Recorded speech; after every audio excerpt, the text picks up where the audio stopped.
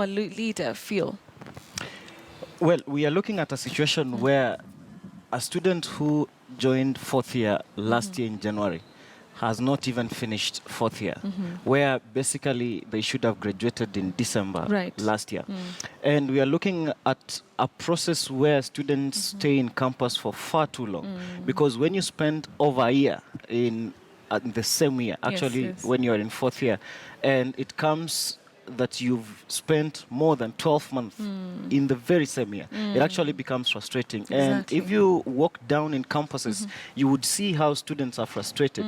You would see how students want this issue resolved with finality, because it has become perennial to the extent that even we wonder if the government still has higher education as a priority. As a priority. Because also we are looking at the Big Four agenda. We want to benefit and we want to get out of the university system as soon as possible, so that we can become responsible citizens and do our part. Yeah, and basically just continue with your lives. You won't be in uni for forever, of course. And it's interesting that you say that a student who was in fourth year last year in January still is in fourth year. What are the students saying? You were a former leader. What are they saying? What are their cries with regard to this strike? Well, the students, number one, they empathize with what lecturers are going through.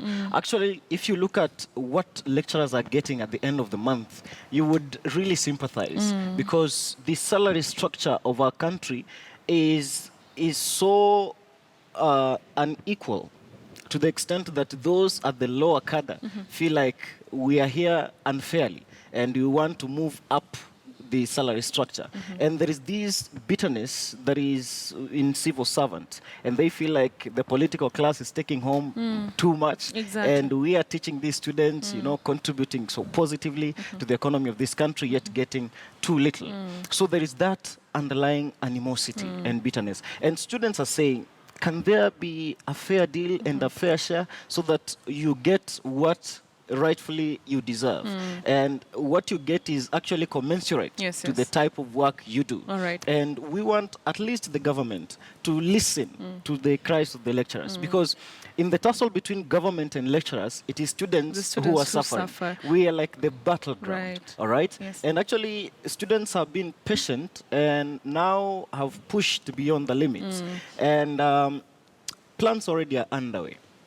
And students, in a matter of 7 days, will be staging a chained sit-down demonstration to appeal to the government. We'll be getting to that. But of course, even with you know, the lecturers keeping off the class, you know, parents have paid for the fees. Parents have, you know, invested, and they, you know, they paid their fees, you know, in time for the students to continue with their classes. What is being done about that? And I want to know, like, that student who was there, you know, who joined fourth year last year in January, is it being considered that, you know, they were not in class for a number of months last year? Well, it is unfortunate that in this incident that there is no one who is compensating students. And when our academic progress stagnates, actually there is apparently no one who is coming to our help. And like for the privately sponsored students, they pay a lot of fees to get this kind of treatment. And we really call on the government to intervene, because at the end of the road, it will still settle this issue. So why should the government postpone something that can be done today to tomorrow?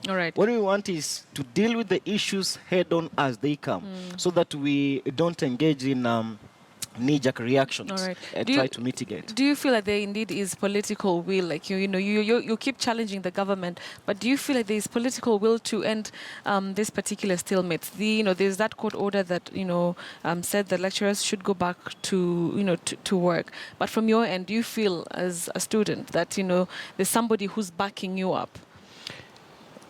It's still within our trust that the president has the best interest of students at heart, because we elected the president, we voted for him overwhelmingly, and we believe that this time that we are in crisis, the president will come to help us. And the political will is there. And what we are perturbed with a little bit is the silence of the cabinet secretaries, especially the cabinet secretary in charge of education, Ambassador Amina Mohammed.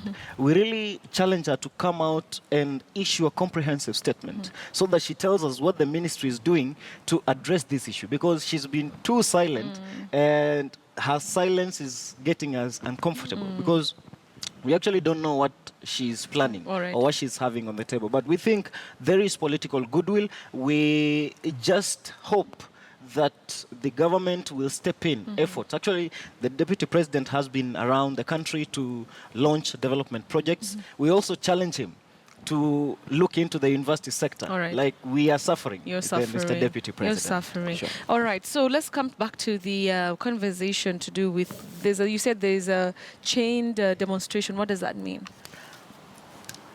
Well, it is being planned for students to share their frustrations. Across the country across or the country. University? Okay. Across the country.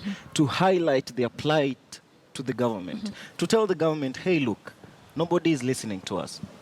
At the end of the road, lecturers will get their pay increase, and the government will continue to get taxes. And what about us? What about our time wasted?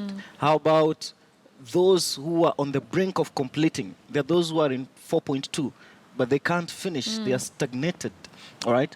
How do we compensate these students? So what we are going to do is to embark on a sit-down chained demonstration. We are basically going to sit in the middle of one of the high-ranking streets in Nairobi, most especially, and chain ourselves so that the government will understand the frustrations the students are going through, because it is the university that produces final products into the job market. Because we are looking at the Big Four agenda, like the manufacturing. 1.3 million jobs. Students want to benefit from them. We want to benefit from the housing project in the Big Four agenda that the president launched. Because if we stagnate in the university system, we might end up not actually benefiting. All right? And we want to benefit from the grace of the president while he's still in office. All right. So that's going to be happening in this next 7 days, you said. Sure. And it's going to be students coming to Nairobi to